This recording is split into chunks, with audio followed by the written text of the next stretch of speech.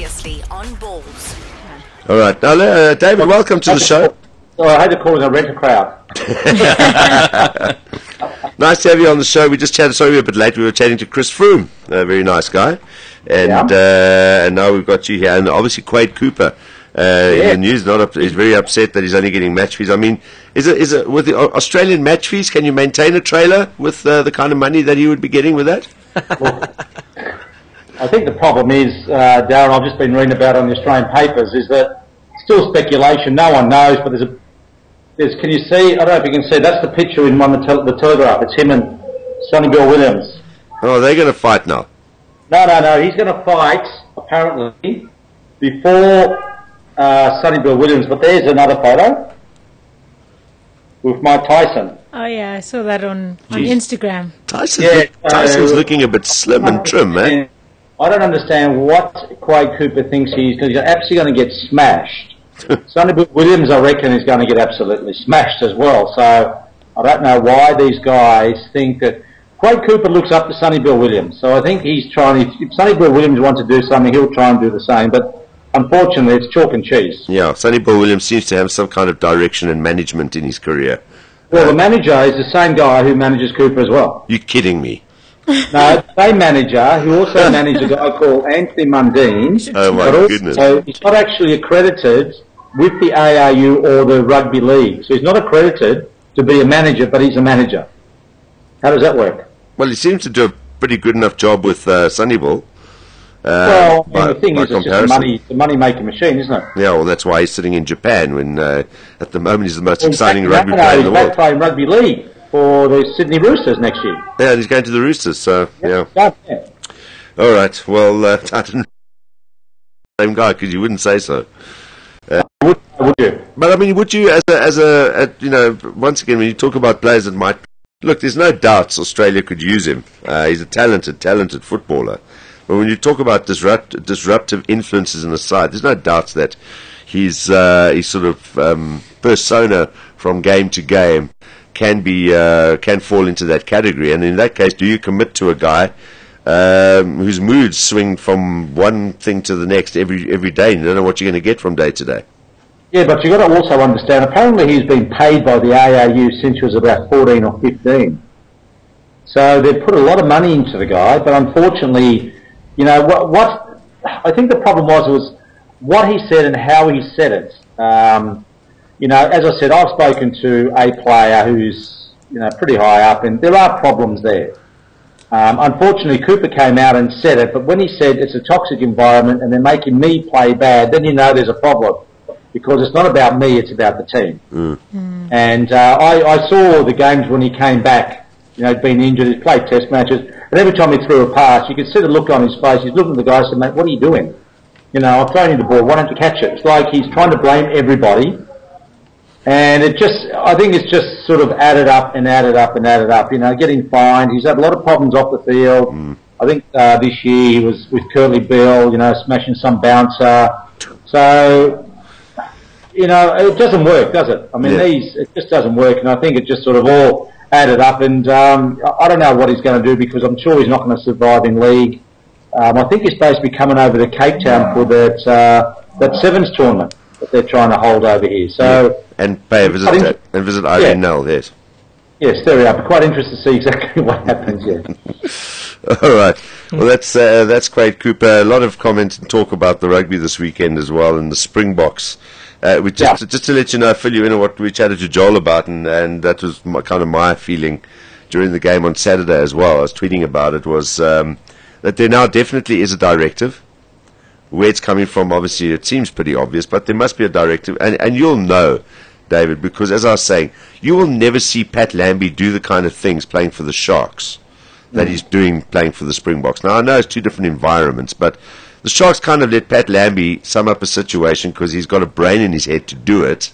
He's got a genial kind of way about him that he can sum up, and that's why he's such a good player. And they give him his head and let him play according to what they want to achieve, but they allow him to make the right decision at the right time.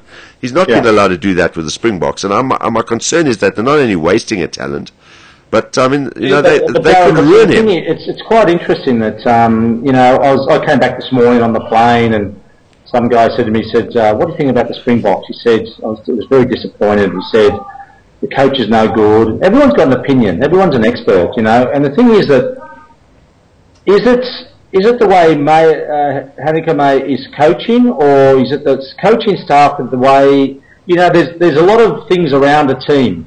You've got a lot of very experienced Springbok players there. Pat Lambie, that was his second game at number 10 this year, basically. And you can still see, I remember the first game, third game.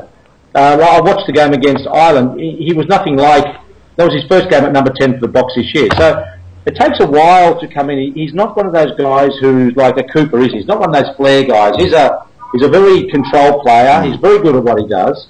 But also it depends about the players around you as well. They've got to put a lot into it. But at the moment, it just seems that it's still controlled. But again, are the assistant coaches, are they being told what to do, or do they have an input into the game?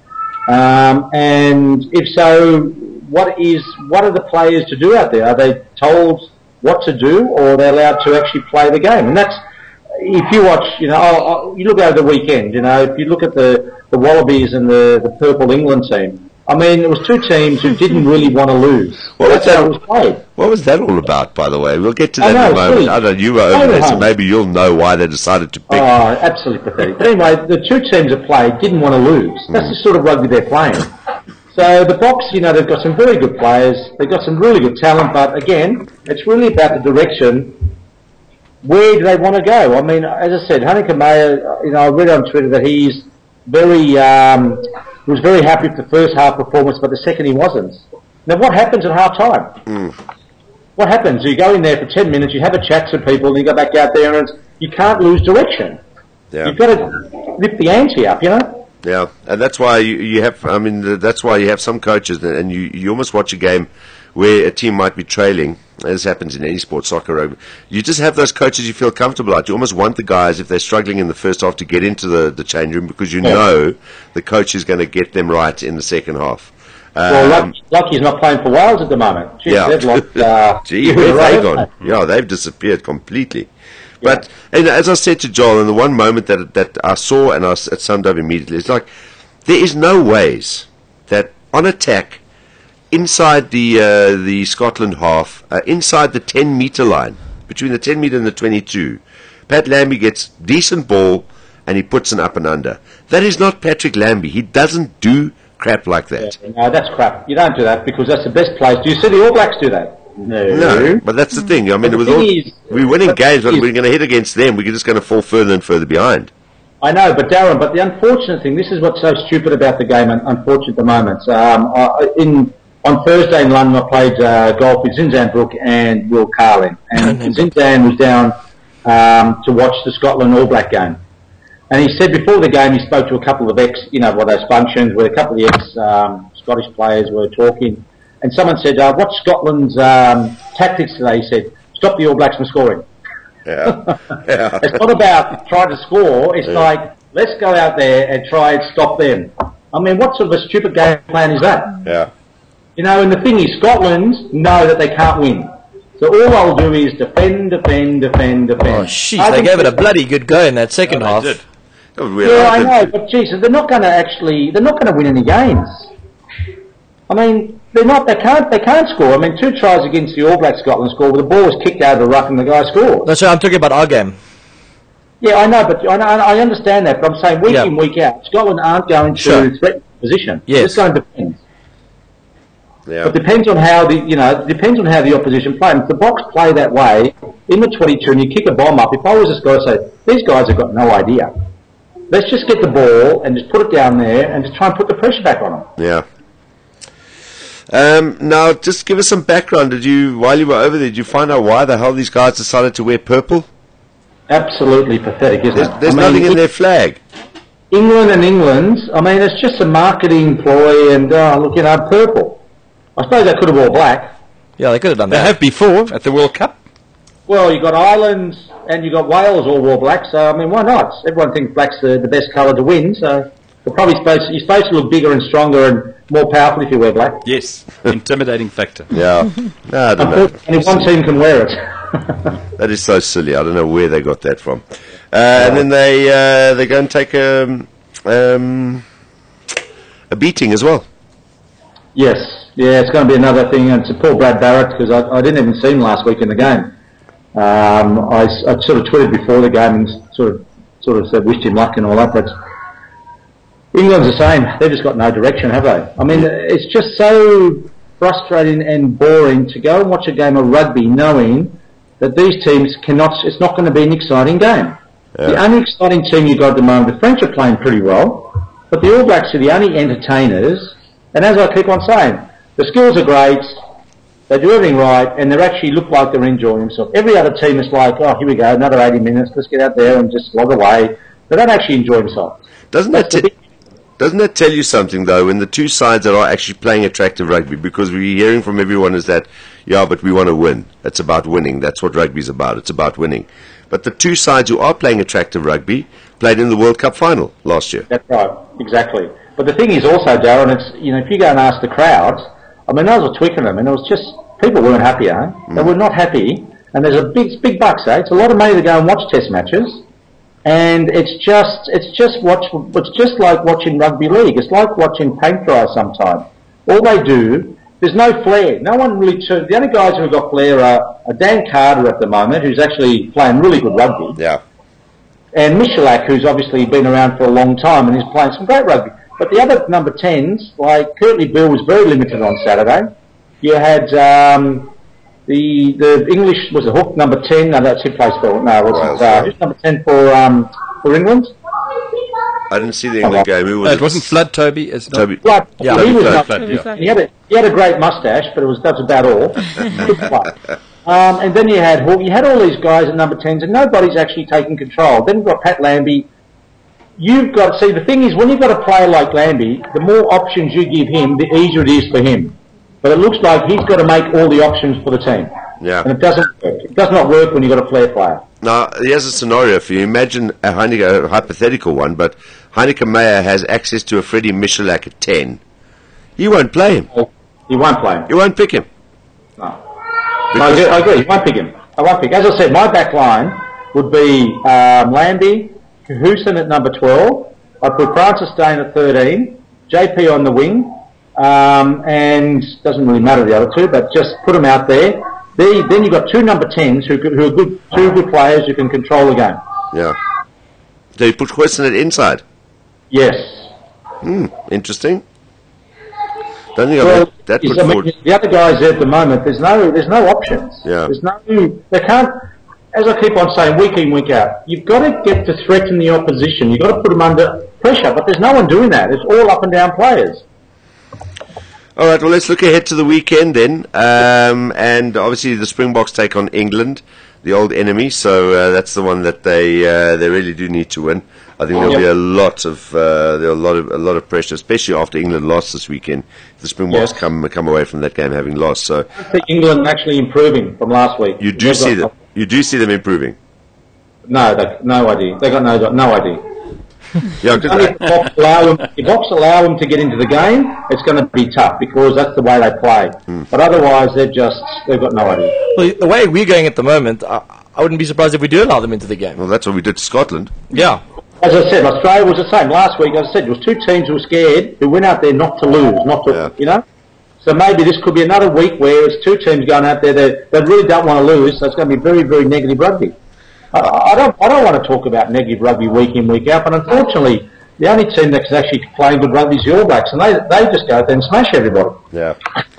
We just to add to that, by the way, Clive Woodward, I saw on Twitter was some article that was tweeted today saying that he has accused Lancaster of poor planning. It's bad preparation and poor planning ahead of where England are going at the moment. He says there just doesn't seem to be any planning going on. The guy's never played rugby. Is he not even? Did he not even play? He played club rugby, whatever. He's never played. Then you've got that Farrell, who's a rugby league guy, who played in the forwards in rugby league. Yeah.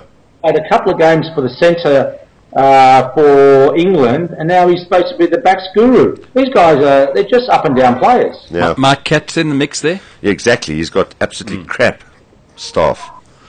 Definitely. Joel actually made that point as well. Alex Caddy's been there, done that. But again, it depends on what style of rugby you want to play.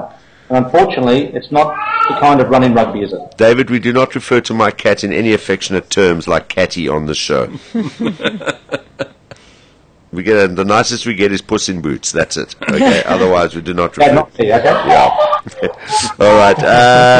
Just one of the points Joel was making as well today. He also questioned the reasoning behind some of the support staff around Heineke Meyer as well. And I mean, I do once again look at exactly what role where Louis Kuhn has added. I mean, nice guy, and he has played internationally, but where he has added to what Percy Montgomery was bringing to the side. And why did they change it? If it's not getting better, it's getting worse. Why change it? Darren. You should know. I mean, unfortunately, I think Richie McCaw wrote in his book about Graham Henry and Robbie Deans about how different they are. He said Graham Henry likes to be challenged by his coaches. Robbie Deans doesn't want to be challenged. He wants to get people in there that he can control. Yeah. Heineke Meyer is probably what the guys he knows aren't going to take his job. So he's just going to pick the guys that he thinks going to do the job. Yeah, but then they might be the best, but that's what he wants. And the thing is, he's got to live and die by the sword. If he picks the guys and not performing, someone's got to take accountability. Yeah, still makes no sense to me because when Morné is going through a crisis, you would have expected Heineke to have taken the guy that he worked with at the Bulls, Hawk Cilliers, who works with Morné. Would have been should have been his first choice. Why he went the other route, I have no idea. As I said, it's all about egos, unfortunately, Darren. Yeah. All right, prediction for the weekend, Springboks England. What do you reckon? I think the Boks by 7 points. Boks by 7. Boks by 7. What else we got this weekend? Italy, Australia. Australia by 15. Ireland, Argentina. That's a nice one. Yeah. Well, Argentina's going to play very, very negative defensive game. So I got in trouble 2 weeks ago when I picked Wales to win against Argentina, and some guy on Twitter actually ripped into me. So last week I went for a draw, and the guy still ripped into me. So maybe he just doesn't like you. I think I'll go for Ireland to win. There we go. You're going to be hearing from him again. Ireland to 3. Yeah. All right, Scotland, Tonga. Yeah, please. Tonga to beat Scotland. Yeah, and then Samoa, France. That's going to be tough, but I think the French are going to be they're on a good roll, the French. I think the French will beat them by a long way. I think they will. And then Wales, New Zealand. My goodness. Actually, Wales do play very well against the Kiwis because they look up to them as a team to beat. So I think it's going to be good. And they've got their coach back, Wales. Gatlin's back. He's been away with finished lines for the last 2 weeks. So I think that's going to have a big influence. But again, their back line is clueless as well. So I think the All Blacks will probably be it'll be a very tight game, but I think the last 10-15, the All Blacks will just run away with it. With a banter. 3 points. All right, there we go. Campo, great to chat to you again. You settled in now for a while, or you got travels again? No, back here. I'm staying here now, so nowhere really to go. All right, we'll chat to you again next Monday. So, good week, and we'll see you next week. Cheers. Thanks, guys. Thanks, Campo. Bye-bye. There we go. David Campese joining us on the the flush out Monday flush out after the weekend's rugby. He was quite. I thought he went lightly on the box. Yeah, he was very light on them. Light on their feet. I was expecting him to come out guns blazing. Yeah, and rip into them. Jess says, imagine if the New Zealand coaches coached the Springboks. You got the talent to work with; it'd be brilliant. Yeah, I don't know. I mean, you've seen how they can play under Jake White. Yeah. See how they can play under Nick Mallett. I don't know if we need a foreign coach to come in and do it. Yeah. Marky Farside said to us now, worrying apparently a few of the Boks are getting sick this side. Even Meyer is bedridden at the moment. This is Balls Visual Radio. Darren, Simon, Kate and John. Weekdays from 3 p.m. to 6 p.m. Central African Time. Balls.co.za